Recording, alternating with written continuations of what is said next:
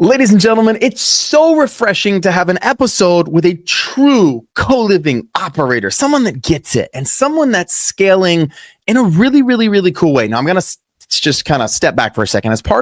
I run a program called 12 Months to Financial Freedom University, and I run a program called the CoLiving Inner Circle. There are premier coaching programs where we help people. And one of the things that we're launching is something called the a private money lending package, a way that we can help people scale faster in co-living through our program. And one of the things that we've been researching with this program is how does someone scale in co-living if they don't have the money? That's everybody's big question. I want to buy 30 homes, I want to buy 50 homes, I want to buy 100 homes. How do we scale that without using my own capital? Because everybody runs out of capital. And what we're going to explain, what Miller covers in this episode, we're going to talk about partnerships. We're going to talk about how he operates these co-living homes and how he house hacked while he was married, which is something everybody is adverse to doing, but how he landed upon his partnership model is exactly what I think is the number one way to scaling co-living without your own capital.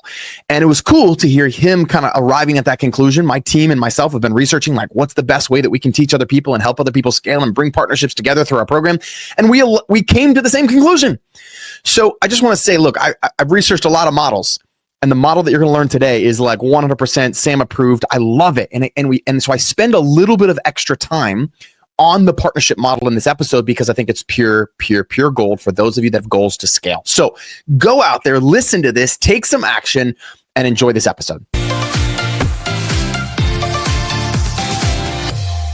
Ladies and gentlemen, I'm so excited for this guest we've got on today. We got Miller McSwain on. You know, when Miller McSwain first showed up on my calendar, there was 2 rocket emojis and that he puts on every calendar invite. I don't know if you do this, Miller, every calendar invite, but it wasn't mine. And it was the only emoji on my entire calendar. And I was like, who is this guy? And why is he drawing rocket emojis? But Miller, tell everyone, what's the rocket emoji and how does that tie into where you came from and where you are right now? Yeah. So in a past life that was 2 months ago, I was a nuclear rocket scientist. So recent transition to full-time real estate, full-time business owner, full-time, self-employed. And so I've always found that, branding is incredibly important. So putting rocket emojis on calendar invites, even whenever I meet people after a meetup, I'll send them my contact and I'll have it in there too. So I show up in their phone that way. So I found that an interesting way to be unique. Even at conferences, I always try to put it in the, where you fill out your name, then they print out your name tag. It usually doesn't work. It just shows up as little squares on my name tag and everybody's like, what the heck? I'm like, well, I tried. So yeah, that's great. It still gives you a conversation topic. Yeah, it does. Yeah. That's great. Well, man, I'm so excited for this episode because, we bring a lot of people on this show, maybe lenders or different people in co-living, but it's really cool to be talking to someone that's doing co-living, that's scaling co-living. And I really want to dive deep into operations. I want to pick your brain about how you run your co-living homes, what your mindset is on that. We're going to dive in this episode into how you partner. You've got a really unique way that you're scaling, that you're partnering with people to expand your co-living operations. And I'm just really excited to dive into all of that. But before we do, I think the dream and why people even get into real estate in the first place, man, is to leave their W-2. And so tell us a little bit about what was that like, man? What was that like putting in your notice? Just talk to us a little bit about that journey and maybe what gave you the confidence to say, yes, I'm ready to make that switch. I want to be full-time real estate. What did that look like for you? Because I know there's a lot of people that want to make that switch and maybe they're just curious what that's like, how to do it, how to know when to actually pull the trigger. Yeah, I think it's kind of a unique journey for each person and a unique decision. So there's different levels of comfortability with leaving your job.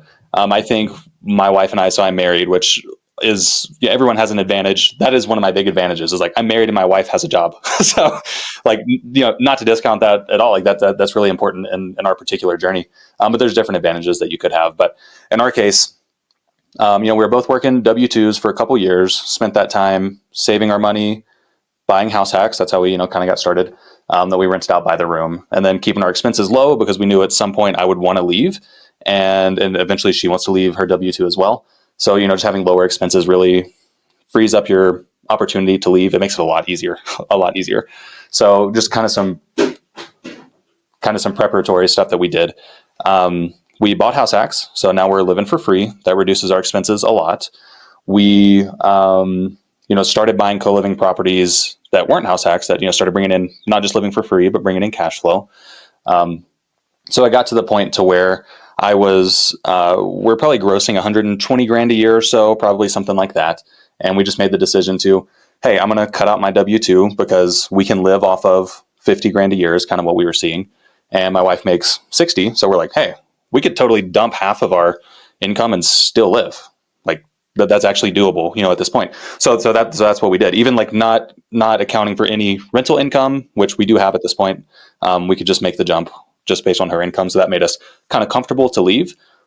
I think that in our case was a better decision than waiting for our cash flow to meet and exceed my income, which is like, I think that's how a lot of people do it. They're like, hey, whenever my cash flow exceeds what I make, then I'll leave my job. Totally comfortable way to do it. But in our case, instead, it was like, hey, let's drop from 120 grand down to 60 per year. But now that frees up so much time so that in 2 years, I'll be well above where I would have been because I had the time to work on the business. Yeah, man, I wish more people understood that there's two ways to make money. One is to make more money, and another way is to reduce your expenditures. That is Benjamin Franklin said it best, dollar saved is a dollar earned, right? And it sounds like you guys have been ruthless about doing that, which is so powerful for this journey, especially when you're starting, right? So tell us a little bit about your journey into house hacking, because a lot of people house hack when they're single. You guys have house hacked as a couple, I think. Tell us about how you did that. What were some of the pros and the cons? Any advice you have for somebody that's house hacking either single or as a couple or even as a family? Yeah. So we do have experience house hacking as a couple. We bought our first house hack actually before we were even married. We were engaged and due to be married in a couple months, but we closed before we even shared the same last name. So I think the biggest piece of advice that I can give is that you need to do what your spouse wants. Hope she's listening to this. You can encourage certain ideas, and that's fantastic. Like I got really excited about house hacking and real estate and all this. Like I'm talking about it all the time. And eventually, she got a little bit on board with it. She wasn't as full bore as I was. But it got to the point where I was like, hey, we can buy a house and we can rent it out and live with other folks. And that was a no. That there was just not on board for that. But then we just kept exploring other solutions, and we're like, well, what if we didn't share a living room? What if we didn't share a kitchen? Duplexes are really expensive, so we probably can't afford that. But what if we found a place with a separate basement, or easily could be separate? So we found a place that had its own living room in the basement, had 2 bedrooms, had a bathroom. We built a kitchenette down there. Like I'm not super handy, but we kind of hacked it together and it worked. So that's how we were able to make that one work. And the second one I'm still in right now, and it's the same deal. We live in the basement and then the top is separate. So that's awesome. I have a buddy who just did that. Actually, one of the guys in our program, he's my COO right now. Him and his wife, he just got married. Similar situation. He just got married, bought a really big house, like a 4,300 square foot house, and added a kitchen downstairs. It already had bedrooms and it already had a separate entrance, already had bedrooms, already had bathrooms. And now he gets the whole upstairs. So it feels like it feels like an over-under duplex. Yes. Is what it feels like. Yeah. And the kitchenette or the kitchen piece, that was kind of the scary part for us. But I think as long as there's a place with water, so like the laundry room was in the basement in this property. So we could easily add a sink because there was water. And then for like cooking, it was like, stuff that we got from Amazon, like tabletop burner and tabletop oven sort of thing. And I guess one other just little like nugget that we learned along the way that was really helpful. Laundry was in the basement. So tenants did need to come down there to do the laundry.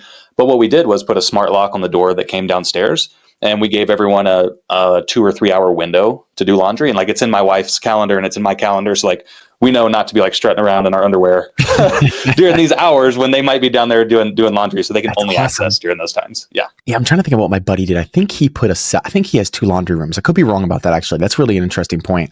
But no, man, I think creativity, right? And being willing to figure out. So how did you convince your wife? Like, what were those conversations like? Was it just like a back and forth? And what advice do you have for someone who's maybe, because I see this a lot with couples. One person's a little bit more gung-ho than the other person, almost like you were explaining you. So like any tips there for how to kind of get on the same page? I mean, it sounds like you guys found the happy medium. Yeah. To do this. Yeah, I think it was, I was in a bit of a fortunate situation because on our first date, she mentioned that she wanted to buy rental properties. And I was like, no way. Are you serious? But so I married her. yeah, exactly. Yeah. So that's when it all started. But it's not like she listened to Bigger Pockets or anything. She had a family member who bought rentals and she had seen what that did for them. So she at least wanted to do that. But house hacking is just like another it's another level deeper, less comfortable, all of that. So I think it was just the constant, maybe not constant, maybe pretty close to constant conversations about real estate though. In the car, she didn't want to listen to the podcast. So like, it wasn't that. I've heard that could work for some folks. Like if your spouse or, whoever is willing to like have that on, that could work. But it was more just, she saw me reading all the time. I would tell her kind of what I'm learning in spurts that she could handle. And sometimes I would go overboard with it, but still the message was received ultimately that maybe what you should do is focus on the end goal. So like whenever I did get to the point where I'm like, hey, this can allow us to leave our job, like that was really impactful. Especially like we had a focus that we wanted to, raise a family and have time to spend with them, be totally present. And like this was the path to do that. Then it really opened up to, it wasn't resistance. It was just, how can we do this now to where we're both comfortable? Because we had the same goal. So you focused on the end goal, which is a great sales technique. Yes. Like, hey, here's where we're going with this. It's going to suck for a while. Do you think this arrangement that you guys are in, talking about this, like, because one of the biggest pushbacks I get against house hacking is just what you're saying, like, I don't want to live with people and da-da-da. So I like how you've kind of overcome that with your wife. Could it work if you two had kids? Yes, it can. I know we have not done it because we don't have kids yet, but I know people who have. The best example that I have with it is a guy that I know, and he's in I think it's a townhome or something, but it's 3 levels. They have I think it's a short-term rental, and like the lower level, that's kind of, its own separate deal. And then they have the middle level is theirs with a kitchen and living room. And then their bedroom where the baby stays is on the top floor. So like, as far as sound goes, you get some good separation there.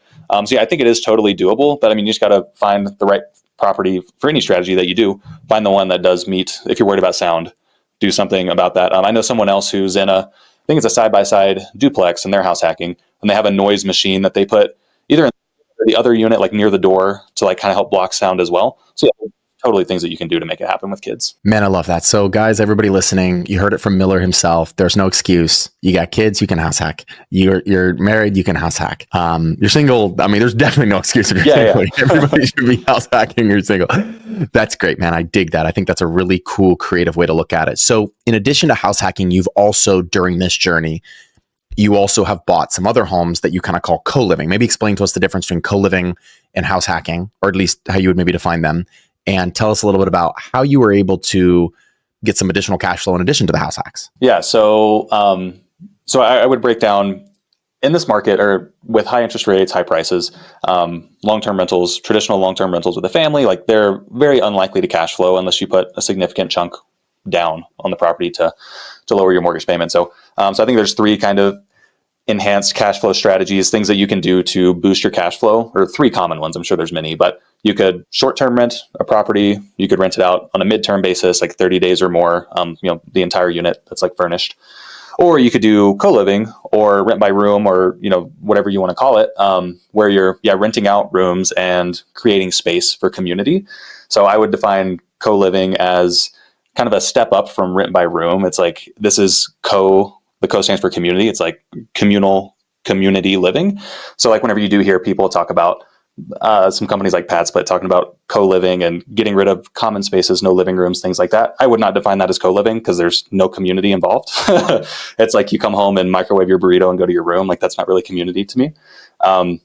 So that's how I would define co-living. But if you can do co-living in a property that you live in, you can do it in a property, the way that I define it, in a property you live in, or one that you don't. It's just whenever you're living there and you're house hacking, like you're making money on a portion of your property, you could short-term it, you could mid-term it, you could do co-living. Any of those are totally valid, but you can do it when you don't live there too. That's awesome. What do you think of PadSplit, man? What's your take on their model? I mean, obviously they're moving this kind of rent by the room model forward in a big way, fighting some of these battles. What's your, people are always interested when they're listening to this on like what people's take is on PadSplit in terms of what they're doing. Yeah, I don't like the way that they portray the strategy. Like I said, it's not community living the way that they're teaching it, as as far as getting rid of community spaces and stuff like that. I think it's great that they're putting advertising dollars towards spreading the word about renting rooms. But personally, we don't use them.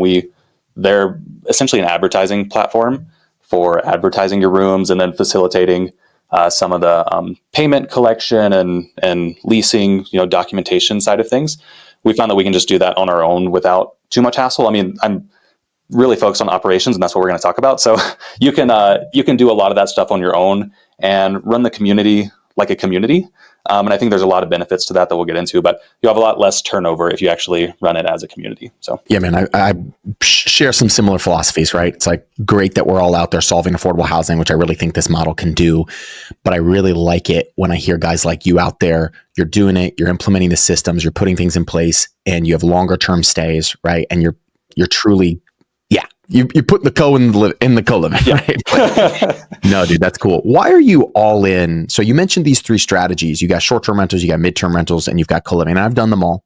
I'm curious for you, Miller, why are you all in on co-living versus all in on short-term rentals, or all in on co-living versus all in on midterm rentals? Why this strategy, man? Why this strategy for you? Yeah. So whenever I think about those three and even long-term rentals, I think about it on a spectrum of each of those are going to get varying degrees of cash flow, and each of those are going to take varying degrees of management, work to actually produce that cash flow.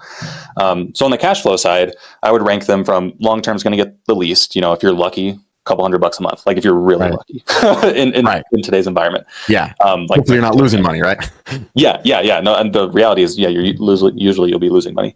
Midterms, you could get, and this is market dependent and everything, but just to give a general sense, you could get, $300 to $800 a month. Short terms, you can get $1,000 to $2,000 a month. And that's what we're seeing with co-living as well. We're seeing very, very, very similar cash flow. In our market, we're seeing a little bit more, but just to keep it simple, we'll say that they're basically the same cash flow. One of the differences in the cash flow, though, is that the way you receive it is different. So with short-term rentals, you're going to have very volatile cash flow, which is okay. Like you could have really low, depending on the market, low summers and high winters, or opposite. As long as you're smart enough to keep reserves that you can dip into in the low times, that's okay. But one benefit of co-living is that it is you're not renting on a 3-day basis. You're renting on, depending on how you do it, monthly type basis, at least usually. So that does give you a much flatter cash flow throughout the year, which is really nice. So that's a cash flow piece. And also co-living is becoming more and more and more legally accepted. So I'm in Colorado Springs. Here, co-living is totally good. The state loves it. The governor, the state is on board. Washington's the same. Oregon's the same. There's certain cities that are getting more on board. So things are trending towards allowing co-living more and more on the legal side. Whereas everyone knows, like on short-term rentals, metros and larger cities are becoming more and more restrictive on it. And the reason is that, with short-term rentals, you're renting to, transitory tourist type folks who are, coming in and out of the market, which is great. Like, you need that, a portion of that is, great in the market. But you're taking away housing. You're turning a single family house that would rent to a family or to locals to transitory type people. Whereas with co-living, you're providing housing that's cheap for locals. And like that doesn't exist in most cities. There's no $700 rental unless it's a room. So I think that's why they kind of trend that way. And then on the management intensity side, short-term rental and co-living are going to be the most management intensive. A little bit different kind of intensity, like a lot of turnover with one and then community management on the other. Mitigating issues between people. So a little bit different management, but high cash flow, high management. I mean, that's cool. That's actually a really great way to describe those strategies. I'm really glad I asked you that question. I wasn't planning on asking you that, but that's a really great way to kind of think about, okay, here's all the differences and here's why you're all in that. I love that. So I want to ask a little bit about, I want to kind of just transition here a little bit to partnerships before we get into operations. We'll probably spend the most on I want to pick your brain about operations. I want everybody listening to know how you operate, how you think about operations. And that's kind of how your brain works. You've got that engineer brain. Yeah. And what little bit I've talked to you before, I just know that's really where I want to go. But I want to talk about partnerships. I guess the question I want to ask you around partnerships is, how have you utilized partnerships? And how are you thinking about utilizing partnerships to expand your co-living business? Yeah, so we saw a bottleneck in our business and we had to do something to fix it. So that's where partnerships were a solution for us. So we started out buying a house hack a year. We did that twice. Fantastic place to start. I'm not a big fan of the fake it till you make it sort of mentality, sort of, promotion strategy. I'm not going to go out there and try to raise money or bring in partners for my first deal when I haven't done it before or proven it. I'm not a fan of that. And why? Why? I think that's really cool, but why? Yeah. Just because you're going to be a steward of someone's money, whether you're partners or you have lenders or whatever, they're counting on you to return to give them a return back. And I want to have very high confidence that I can do so.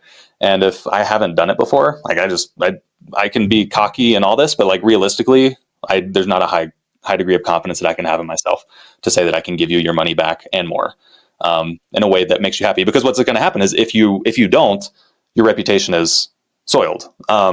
Maybe there's ways to recover from it, but it's going to take a long time. So I would much rather spend, and anyone who's listening, if you're going to pursue partnerships, I would much rather you spend your own 5% down, your own 3% down, 0% down, whatever, house hack property, do it again. During that time, you're living with your residents. The best time to build your systems. You have an immediate feedback loop. Like when we were in that first house, I could try, like we implemented a cleaner like halfway through. And like I could literally walk upstairs and ask them like, hey, how's this going? Get that immediate feedback and adjust. And I could go up there and check on how well they clean. So like I know to use them again or not. Like there was a lot of benefits to living in the house. But yeah, so doing that on your own dime first, I think is very important. But and if I want to interject something here too, because I think this is really important that you're saying. It's basically what I hear you saying for the listeners is like, get the knowledge first, like do something to get the knowledge, to get the experience before you start bringing in other people's capital. And I think even at the very least, like, let's just say someone's listening to this and they have no money to put down on a house. They cannot get a loan for the 5% or the 3% down, which is obviously awesome if you can. Go manage someone's home. Like at the very least, go arbitrage a home, go rent it because like your risk is less.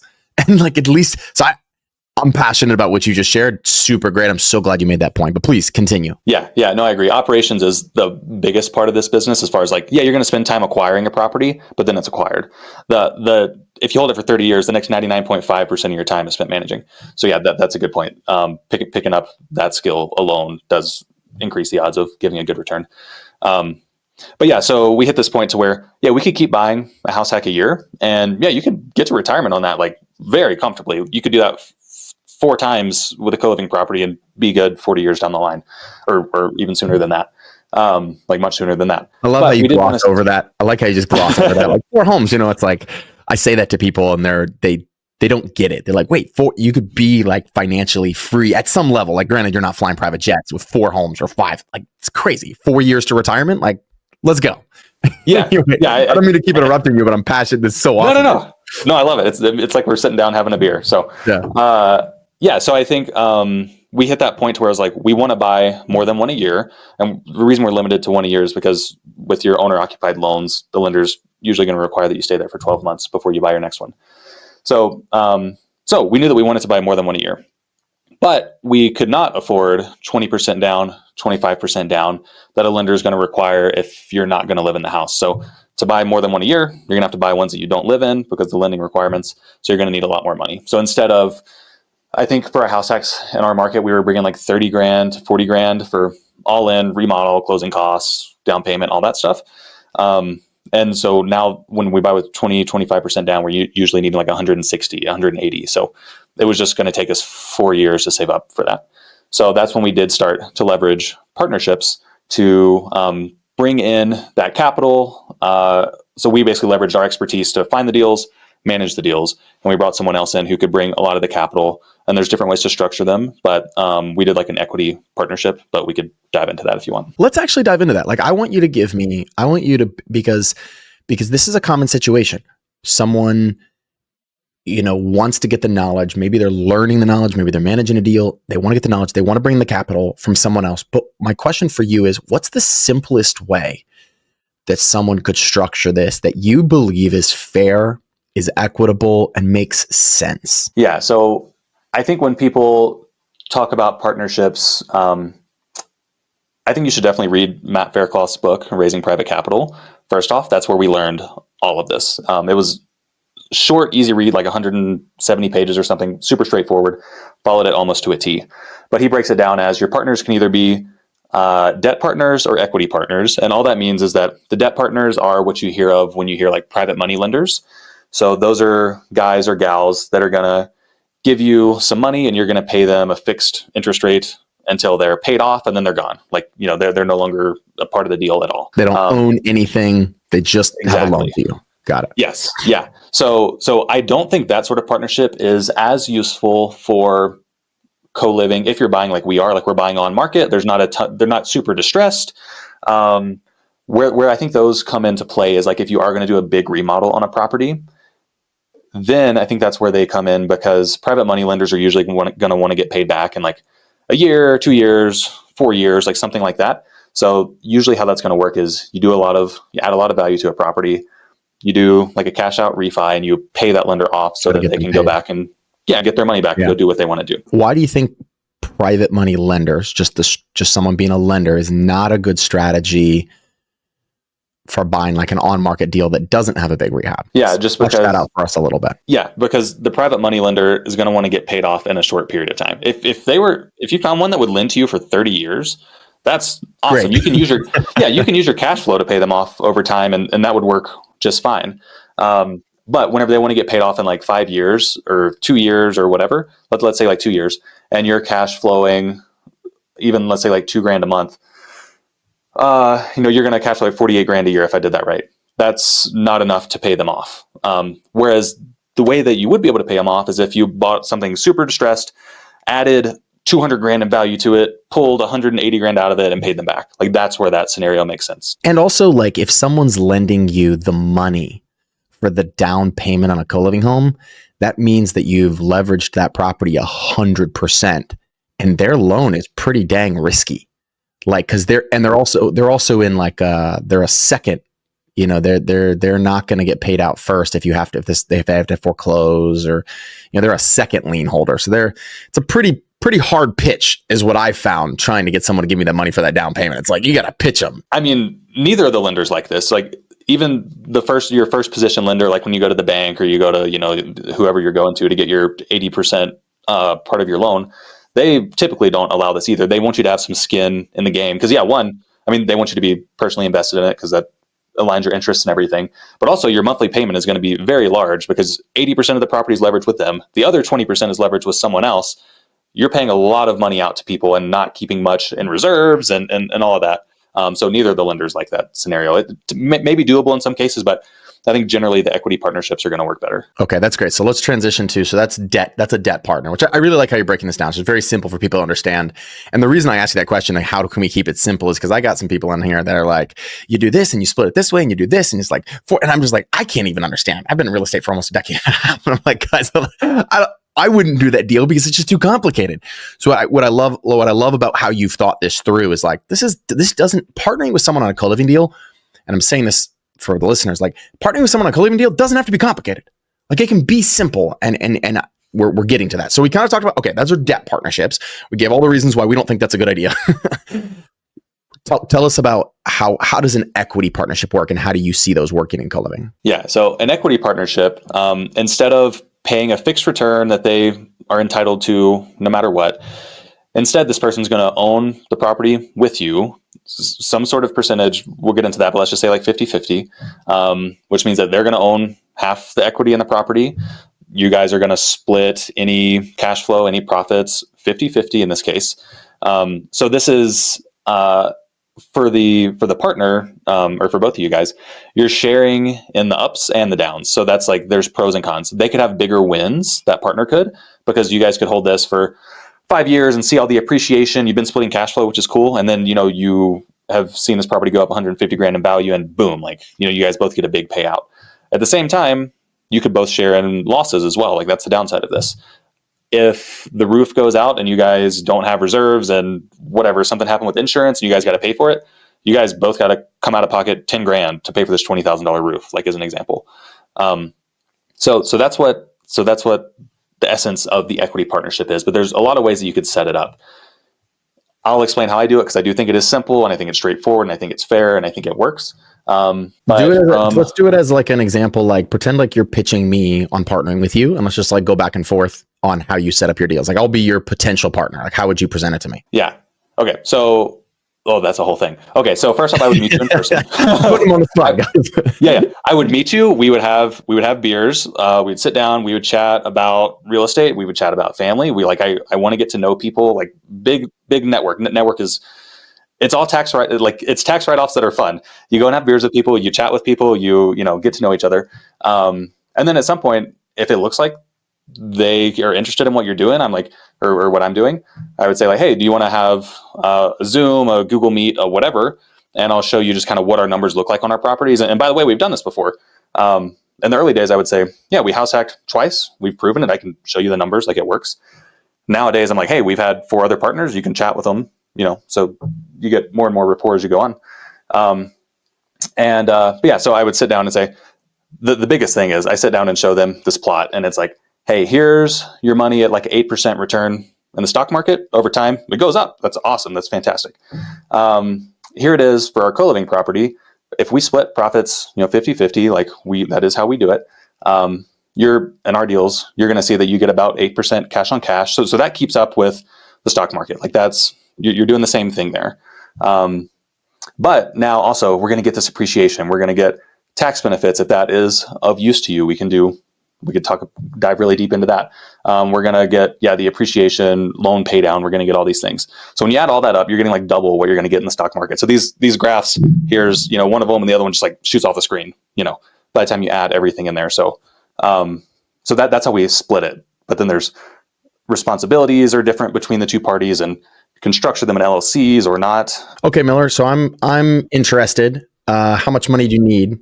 How much money do you need? And so I'm going to get 8%, but I'm not just going to get 8% approximately, but I'm going to get all these other benefits. Like I do have a tax issue. That's cool. I'm interested. So we split the deal. So am I bringing all the cash to the deal? Yeah. So the way that we like to structure them is we are getting a loan on the property. So we don't need 100%. We don't need you to bring 500 grand to buy a house. So we're using a loan that the lender brings 75%. So we need 25% down that I would get from you as the partner. We also need to pay for closing costs. So let's say like around 10 grand. We need to pay for remodel as well. So when we add all that up, we're usually like 160 to 180 grand. And at this point, you can tell like if it's a big pill to swallow. And if so, I'll tell them that we've done deals where we have multiple partners. Like we have one deal with 2 people, and one person brought 60 and the other person brought 100. No sweat off my back. I mean, we want to do it with the least number of people possible, but if that's 2 people, that's totally fine. Yeah. So yeah, if you didn't have all of that, that's totally fine. So as far as the cash goes, I would get all of that from you as the partner. After that, you're done with the deal if you want to be. The stuff that I'm going to be doing is finding the deal. As soon as I find one, I'll let you know, and we can go under contract on it if you like the numbers. And then I'm going to be getting it closed, inspections, appraisals, all that kind of stuff. I'll manage the remodel, manage the contractor that's doing the remodel, manage the residents going forward, do all the bookkeeping. So any day-to-day is what I'll be doing. But when it comes to larger decisions, but this isn't a syndication. Like it's not totally passive. We both own this business. Like that's exactly what it is. So, you and me as the partner, if the remodel, we're going over budget, we're going to chat about, hey, do we cut this piece out? Do we add more stuff? When we have to replace a water heater, we're going to chat about that. That's pretty cool. So then what is my cash flow? So are we splitting? So we're 50-50. I own half of this deal and you own half of this deal. Now, do you do like 51-49? So someone's a majority and can kind of outvote the other person if there's big decisions? Or are you straight up going, I'm 50 and you're 50? Yeah, we are 50-50. Okay. The way that the operating agreement. So the way that we're structuring this is an LLC that we're both owners of, and that LLC buys the property. So an operating agreement governs all of the rules for how we handle decisions and all of that. So there's stuff in there about how to break ties and all of that. But no, I want it to be incredibly fair. I don't, being 1% more of an owner could be very harmful to your relationship, I think. If you feel that you're both bringing equal portions of the pie, then split it up that way. And I do think that, like, I know that, guys getting into this business, I felt this way too. I'm like, wow, somebody wants to give me 160 grand to just manage this co-living property and find it and all this. And then the money guys are like, wow, I get to free up, give away this 160 grand and finally get some money back for it. Like, both of your sides are extremely valuable. So I think 50-50 is totally fair. Now, in the beginning, maybe you do split it differently, like because your experience level is lower and stuff. But I think eventually 50-50 is totally fair, personally. That's fair. It's simple. It's easy to understand. It feels fair, feels even, right? It doesn't feel like you're trying to get a little bit more than me. So I like that. So, okay. So Miller, so I give you this money. I put this money in an LLC. and then you use those funds to go buy that property, to do all the for the closing costs, for the rehab and all that. Okay, I get all that. Then you're going to operate it. Now, what about when this thing starts producing cash flow? How do we split the cash flow? Yeah, so this is really interesting. So I found it difficult to find a book or articles that really explained how a partnership should work in reality. So the way that we ended up settling this, and I think it works really well, is in that operating agreement, we say that, hey, we want to have X months of reserves.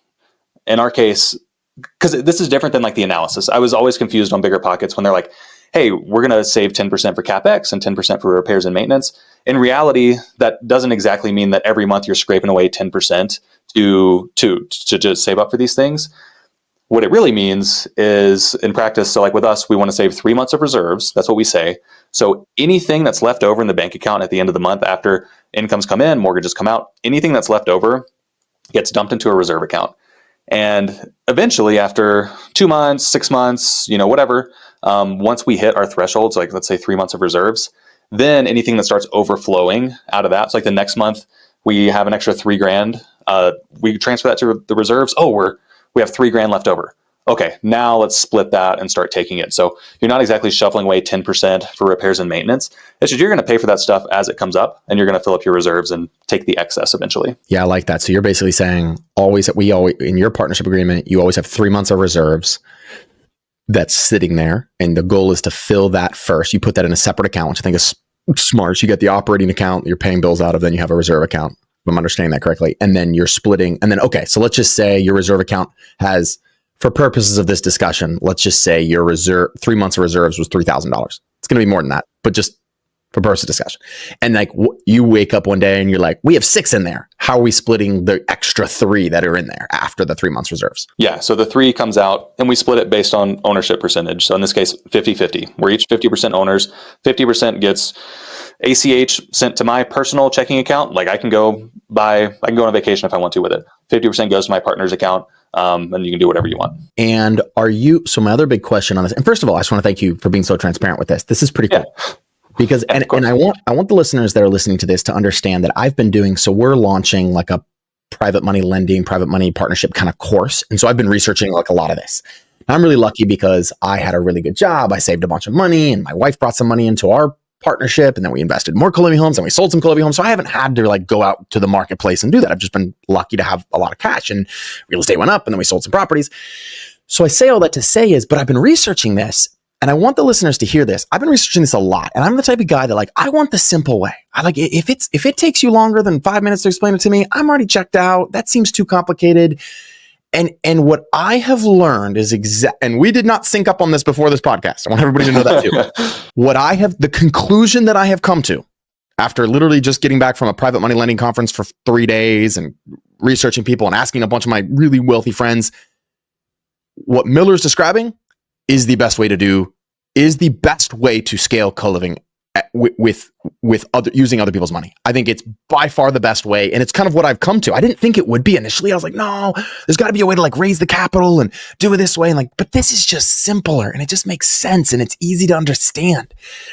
My question for you is, so you're the operations guy. Are you then charging a fee for operating as well? Or no? Is that just like, you're like, that's part of the 50%. I'm curious about that because that's a big question that I come against when people start talking about this. Yeah. So for our first 2, we didn't charge anything. Like, yeah, I'm taking 50% of equity and 50% of cash flow. Like that's how I'm getting paid.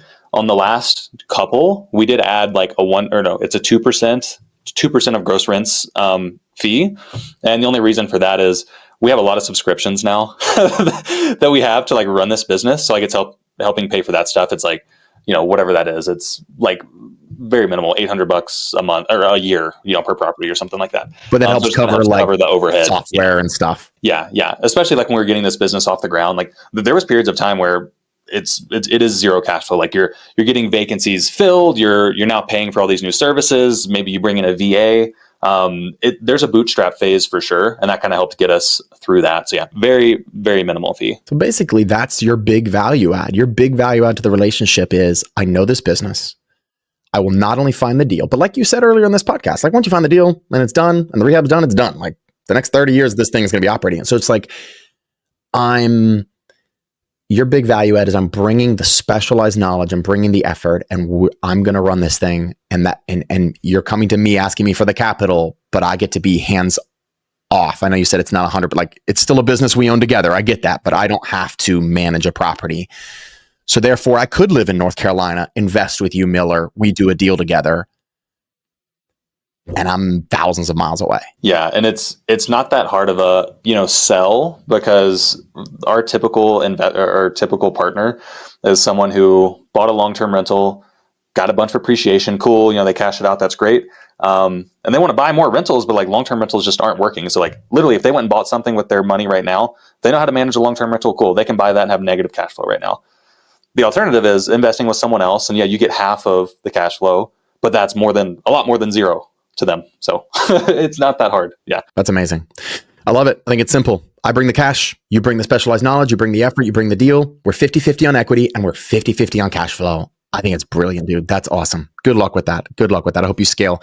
I hope you scale times hundreds and hundreds of doors with that. I know you will. I want to switch gears here, man, for the remainder of our time. And I want to talk about operations. And I'm going to kind of rapid fire some questions. I got like 15 questions I want to ask you. So I spent a little extra time on that, but that's like a really hot topic in our community. It's a really hot topic for me. So I intentionally spent a little bit of extra time. So you ready? Yep, let's do it. All right, let's do it. So I want you to talk to me a little bit, first of all, it's kind of an operations question, but a little bit lengthy. How do you finance these properties? I want you to talk specifically about just what are some ways that someone can finance a co-living deal? Okay. So as someone who's going to own or occupy the property, then you're going to be, like house hacking it and renting out the rooms. Then you're going to be looking at VA, FHA, or conventional. So you're looking at 5% or less down. And they qualify you based off of your W-2 income and your personal debts. Once we get into the partnership side, we're using DSCR for that. So that's debt service coverage ratio loan. They really need to rebrand. Way too confusing. But the idea just being that instead of qualifying the property based on the owner, based on the borrower, they're going to look at how the property performs. And if it brings in a lot of income, like CoLiving does, then they'll give you the loan based on that. Pros and cons, there's prepayment penalty with it. So usually we're getting like a 3-year prepayment penalty, which means that if we sell in the first 3 years, if we refinance within the first 3 years, we're gonna have to pay a fee, which kind of stinks because like we have some at 8.5%, and I would love to refi down to like a 6.5 or a 7 or something, but we can't for 3 years without forking over a big chunk of money. But it's still 30-year fixed. Anyway, it's a really great product, especially for partnerships, because you don't have to get your W-2s involved. Right. I love that. About your partnerships, going back to your partnerships for a second, do you have like a specific time in your operating agreement? Do you have like, hey guys, we're going to hold this for 5 years. We're going to hold this, or is it just like, no, this is a long-term hold kind of thing? Yeah, it's more of an understanding. Like I said, I've sat down with these guys and gals, like we've had dinner, we've done all of this. If there's a reason that yeah. I mean, it's not random people. It's people that I really have developed, and whether it took 6 months or it took 5 years, like whatever, we do have a relationship. So it's something where like, if they needed to sell and like get out of this thing in like year 2, that's not ideal for me, but like, I love that person. Like they're a friend. We're gonna make that happen. So no, it's not laid out in there. But whenever we do sit down and sign this agreement, we've already had chats that, hey, most partners do not want this. Most partners do want that 5-year, 3-year churn on their money, and we've come to an understanding that, hey, no, we're not gonna do that. We're gonna hold this thing for a long time, keep it simple, collect cash flow for a long time. Yeah, got it. Okay, no, that's cool. All right. Rapid fire, a bunch of other questions. These are all about operations, guys, just to pick Miller's brain, how he's doing these different things, how he's scaling. So, okay, talk to me about lead sources for new members or new tenants in your homes. What are you using? What works best? You're in Colorado. What's working there? What's not working? And any tips or tricks you have around that? Yeah, so I think of it as similar to like when you find properties. I think of them as like on-market like applicant leads and like off-market. So the on-market stuff is going to be where you're posting to listing sites where applicants are coming to look. Like they're coming to look for a room, so you want to be like where they're looking. So the places that are working for us is posting on Facebook Marketplace. That's the biggest one in our market. I think it's going to be a big hitter in most markets. Zillow is a close second. So Zillow now does have a room section. Like when people go look at rental properties on there, they can filter over to rooms. So that's been a big one. And then the last one in our market is Roomies. I don't know if that Roomies.com, Roomies. It might be different in different markets, but we've tried a lot of them. And that's what I would say. Like if you go look up, room rental sites for Colorado Springs or wherever you're at. We tried everything on there, and we just cut out a lot of them because they weren't worth the time. So maybe we can get into this later, but basically when someone messages us, we have them fill out like a Google form type thing. And on there, it says like, where did you find this? So we have data on all this. We can see that, hey, a lot of people were coming from Roomies. Great, we'll keep it. Not a lot of people are coming from Roomster, and we're paying for it. So let's not keep it. So you can do those kind of checks. Yeah. Cool. Leave it to a rocket scientist, an engineer to like really do well with data. I love it. Yeah. Oh, and then to hit back on one thing. So then like the off-market channels that I forgot to mention. So that's like referrals from current members. It's not going where people are, but it's like finding people. So we tell all of our residents, hey, if you bring someone in, we'll give you $100 off next month's rent. We email them that once a month so they always know. Like if you rent to a lot of teachers, go into the principal or the hiring rep at the school. Like, hey, we have $800 rooms for the new teachers that moved to town. It's like, that's an extra channel. That's cool. Dude, I dig that. That's awesome. All right. Give us your playbook for people in the home who are cancer. Yeah. So I think it's all you need to think about all of this beforehand. You need to put strategies and systems and processes in place to prevent that from happening. So this might answer some of your other questions, but having community first mindset helps solve a lot of this. So some of the things that you can do, biggest thing that we do is like have a group chat in the house, super duper easy. Like you can use, WhatsApp, Discord, Slack, whatever. You can use whatever you want. But whenever somebody signs a lease, then we can send them an email with all this follow-up information. And we're like, hey, here's the link to the group chat. Go ahead and join. You're moving in 30 days, whatever. Go ahead and join. You can kind of get to know people, get to know what people are like. And it just provides that space for, in reality, when someone joins a house, they're not going to start a text chat. No, everybody's not going to have their phone numbers and all that. So this just gives them that space to be able to connect. What platform do you use, just out of curiosity? We're playing around with them right now. Currently, we're using Signal because I sent a survey to all of my residents, and it's a lot of military guys and gals. And apparently that's just like big with military members, but it's basically WhatsApp. So that's what we're using. But I mean, any of them will do. It's just, I just wouldn't do a text chat with Android and iPhone and all that kind of stuff. So having the group chat is big. But then the other thing that we do to really help foster community is host community events. This is something that we started doing like 6 months ago, and it's a total win-win because it's, like I said, co-living, community living. You want to provide a sense of community and have that be the environment of the house, but that's not going to happen by itself. And in my experience, I don't think so. Like when people move into the house, even like whenever I moved into my own house hack, I'm like, when I have to go upstairs, like creeping around, like, okay, let me grab the pan, let me grab the pot. And then, like, let me get out of here. Just because, I don't know, that's how people are in 2024. Like most people are not very interactive. So that's how it's going to be by default until there's an icebreaker. And I think that you, as the operator, if you provide that will make things much better. Because what it's going to do is someone in the house is going to meet a friend through some community event. And now those two people are probably going to stay at least a month longer, but probably like 6 months longer just because they have a buddy in the house. And at the same time, that's great for them socially, all that, mental health, that's great. And it's going to reduce your turnover and your vacancy and all that by a lot. So some of the things that you can do for the community events, easiest thing that we've done is a pizza night. We just email and text and post in the group chat, hey, pizza will be delivered at 7 p.m. on this day. Grab a slice and, meet somebody and, make some friends, essentially.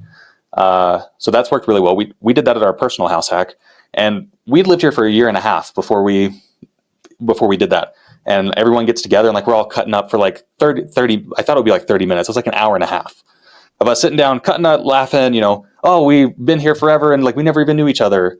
And then that opened up the space for, as an example, one of the girls here started like baking every like week or two and messaging in the chat, like, just because now we know each other. Hey, you guys, grab cupcakes, whatever. So you can do that. Game nights, movie nights, all those things are really helpful, and kind of helps keep toxicity out just because now you know each other. But there's a lot of other tips and tricks that I'm sure we'll get into with other questions. No, dude, these are so good. And I wish we might have to do a part 2 to this. I'm just looking at our time. We usually go about an hour. We might do a part 2 even because we spent so much time on partnerships, but I didn't want to take that away. So we'll keep going. Yeah. Tell me about pets. Speaking of cats, that's the couch. How do you handle pets? Do you allow them? It's kind of a touchy area, but how do you handle it? Yeah, it's kind of tough because, a large portion of the population has pets. Like, so to alienate them is tough, but personally we do. We do alienate them. We do not allow pets, mainly because of allergies. So also a large portion of the population has allergies to dogs, cats, whatever. So even if if someone's like, hey, I have a dog, I want to move in. And I'm like, oh no, allergies, sorry. And they're like, well, does anyone in the house have allergies? Like, can you check? Even if I were to ask everyone said no and everyone was cool with it. You never know in 5 months when the next person moves into one of the rooms, if they're going to have allergies. Like, now you're alienating that person just for how they were born. Like, they just have allergies. So to cut down on the allergy issue, to cut down on, if 2 people had dogs and one of them barks in the middle of the night and now the whole house is barking, like that would be an absolute nightmare. Like, people aren't signing up. People who don't have pets are not signing up to live with pets. I don't believe. So no, we don't allow them unless it's like, we do say if it's something that's caged and in your room permanently, like a hamster or a snake or whatever, that's okay. But if they have to pass through the common area at all, like to go outside, then I think it becomes an issue. But Miller, it's a service animal. Yeah. I will say, go do some research on this, but I found some I think it was HUD guidance, or I don't know, it's, whatever, one of those federal groups that says that you don't have to, how do I word this? You don't have to follow the ESA, like that whole thing, or accommodate anyone if it disrupts your everyday business operations or something like that. So that would be my defense. But we have not had to use it. And do your own research. Totally. Do your own research. Find your own thing. Yeah, that's good advice. But perfect world, you want to stay away from it. I agree with that as well. That's awesome, man. Okay, give us any hacks that you have for utilities and keeping them low. Or, because you got these people. I mean, what if they crank the AC down to 63 degrees in the summer and up to 78 in the winter? Like, any hacks? Yeah, a couple of things. One, we put smart thermostats in all the homes. Lots of brands. We use Ecobee, but you could, Google Nest, whatever.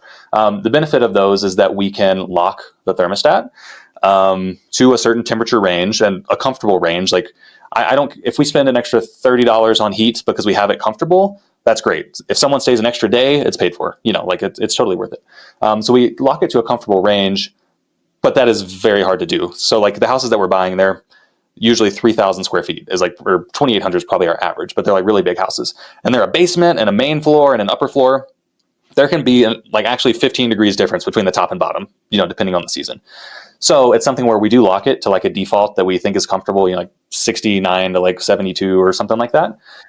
And if someone does start complaining in the basement that it's too cold, I'll just tell them like, okay, like I'll adjust it by a degree or 2. Let me know if that helps out. But if I get other people from the house messaging me, like, I'm going to have to change it back. So we'll play a little bit, but not too much. So that helps reduce tenant conflict, but also keeps our utilities, within range. They're not cranking it up super high or super low. The other thing that's helped a lot, and this may not sound like utilities, but it will be, we have a handyman come through on a quarterly basis every 3 months to do walkthroughs of the entire property. And as part of that, he videos the whole place so we can review it remotely and see the inside of people's rooms, make sure everything's, no roaches and all that kind of stuff. But one thing that he'll do is check for leaks on sinks, look for running toilets, do all of that. And so actually last month or 2 months ago, we had $1,000 water bill, which is not typical in our market. And turns out there were 3 toilets running at one house, just like terrible coincidence. They were all constantly running. I had no idea it would make that big of an impact. But luckily our handyman had been over there 2 weeks into that month or whatever and fixed it. So it would have been like $2,000. Yeah, so, that could have been like a $5,000 bill. Dude. Yeah. So having those sort of checks helps out too. Yeah. But I mean, we're not monitoring like, oh, is anyone keeping their window open or anything like that? It's just, we get a lot of cash flow. Utilities are going to be more, okay, we're just going to have to pay more sometimes because people behave, some people like it different in their rooms and all that. So you're just going to pay a little bit. Yeah, man. I think I want to share a little water story too. So I had a little different than yours. I had someone pissed at us. I don't even know why. And so she left, but she just turned all of her sinks on and nobody told her. She was like mad because... That's kind of smart. I forget why. Yeah, she was like mad at us as the landlord. Yeah. And so she just left, but she left everything running. And like the other members, this is a terrible story. I probably shouldn't even be sharing this on here, but like the other members just like didn't find out. We didn't find out about it for like weeks. So it was $1,800. But what I want people to know, because this is a hack too, and maybe even this will work for you, is if you go in and fix it and then go back to the city and say, we had a leak and we fixed it. Here's the receipt from the plumber. This is exactly what we did. They credited us on our water bill account, $1,800. I don't know if Colorado Springs does this, but Charlotte did. I wonder, was it a plumber or was it a handyman? And does that matter? I don't know. That's a good question. Okay. That's a good question. It was a plumber. It actually was a plumber that we sent, and he did find a couple of things that were wrong. Even though we do think they left it on. But there was also something we found in the thing that was like the house had too much pressure going to it. And he was like, this is going to like blow your seals anyway. We fixed that. That's, of course, what we sent to the city. We're like, this is what we think happened. And they were just like, yeah, no worries. Like, as long as you fixed it, we're good. So just at least check into that. I'm not saying every city does that, but I think cities do want to help with extremely large water bills. So anyway, something to hack. All right. Final question that we have time for today. And then I want you to tell us a little bit about your book. I want you to tell us a little bit about how people can connect with you, follow you. And man, I just want to say I'm super excited to I think you're just getting started. You just quit your job 2 months ago, man. You're just like, you are rocketing. I was really wanting to use that at some point during this podcast, but what softwares do you use? It's easy to get carried away with this in the beginning. I am one of those people who likes to over prepare and, too much analysis and all that kind of stuff. So to keep it simple, what I think you should start with is a property management software that's going to help with your rent collection.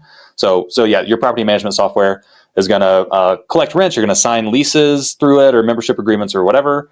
Most of them have like maintenance portals where people submit their maintenance requests. There's a handful of other features. Usually you can like message, all the tenants about like, hey, there's a water leak, whatever. Like you can send out mass emails. So you need something like that. The one that we use is Inago, INNAGO. Works out really well because you can split a house into multiple units, and it's free. I think there's a $1.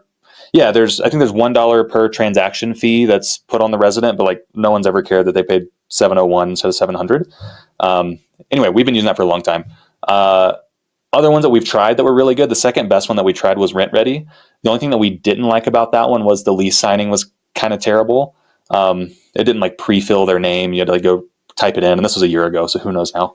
But anyway, so you need something like that. There's other options. Apartments.com does one and all sorts of stuff. I think you can get started with pretty much just that, but then two other things that are maybe useful. Bookkeeping software. When people start with their first house hack, not keeping receipts, not doing anything, your CPA is going to hate you at the end of the year. So we just use Stessa. Super easy. It's like QuickBooks, but QuickBooks just for real estate people, so it's not super confusing. But that's where you'll attach your receipts for everything that you buy for the house and your furnishings and all that. And then last thing, I guess, just a group chat app. So WhatsApp would be a great start. Most people have it. So that bookkeeping is so important, especially if you're doing the partnerships, right? Because things need to be clean AF. So yeah. And people who start out, like that is not talked about at all, the bookkeeping. And then like tax time rolls around and totally unprepared. So yeah, just do it from the beginning. It's really easy to do from the beginning. Just attach your bank account to it and attach your receipts to every transaction that comes through. Easy peasy. Cool. Give us, okay. So let's transition here, man. And again, I know I could talk to you for another hour, but we've been rocking here for an hour. So what I want to do is tell us a little bit about how people can connect with you, how they can follow your journey, and tell us a little bit about this new project you've got going on. I know you're really excited about this book you're creating and launching. Tell us a little bit about that and how people can get their hands on it. Yeah. So I'm writing a book about co-living right now. There's, some good educators in the space like Sam. Otherwise, there's not like a ton. So this is just kind of a way for the everyday person to, get their hands on this info that we're talking about here. And so I talk about, how to find a market, how to find the property with the right parking and all this sort of stuff. How many cars do you need? Then on to management. How do you, like we provide shared supplies for the house, toilet paper and all that. Like, how do you do that for a lot of houses? How do you furnish them? How do you remodel them? Anyway, so a book about that. If anyone's interested in that, as of the recording, it's going to come out in like 2 months, but I think it's going to be out around this time that this recording drops. So that'd be great. Yeah. So if you just go to my Instagram, which is my name, Miller McSwain, MCSWAIN, then just DM me the word book, and we'll send you, if it's not out, we'll send you the pre-sign up where you get discounts and all that sort of stuff. If it's out, I'll just send you the link to the book. Yeah, that'd be a great way to get connected. And I post a lot about our strategies just on the Instagram too. So yeah, that'd be great. Yeah, Miller's Instagram, I'll just second that. Miller's Instagram is so fun to follow. It's great content. It's thought through. It's well done. So definitely give him a follow. We'll link your Instagram here. We'll link that. If there's any other links you give us by that time, we'll link them here in the description as well. This was fun, man. It's like a pleasure to talk to someone who's a true operator who gets it. You're not talking theory. You've been in the trenches. You get the ups, you get the downs of this model, and you've successfully found ways. You're one of the few people that have successfully found ways to do this and to start to scale this. And I think with your operations background, partnered with how you're doing your partnerships, which is so cool that we covered that in this episode. You're headed in an awesome direction. Can't wait to watch your journey. Can't wait to see you in like 5 years, dude. This is gonna be awesome. So, thanks for being on the show, man. Appreciate you a lot. Cool. Yeah, thanks so much. See ya. Ladies and gentlemen, wasn't that amazing? Isn't that fun to just get into the nitty gritty of how some of this stuff works and how co-living can really help you rocket to financial freedom? I love Miller's just kind of no nonsense approach. I think he's an awesome, awesome guy in this space. Go check him out. Go give him a follow, and we'll see you guys very soon for the next episode. Now, if you would, I've got a quick request. Would you mind either doing one of two things for me? Number one, go share this episode with someone that you think needs to get into co-living. So it's really simple. You just click share, you copy the link, you send it to somebody. Or please go subscribe to our YouTube channels where we post a lot of this content. We're trying to get the word out. That helps us get the word out to more people about how this model can help you become financially free and at the same time solve affordable housing. It's a really beautiful marriage of, you're doing good while you're doing good. You're doing well by doing good, which is really awesome. Thank you for listening to the episode, and we'll see you guys on the next one.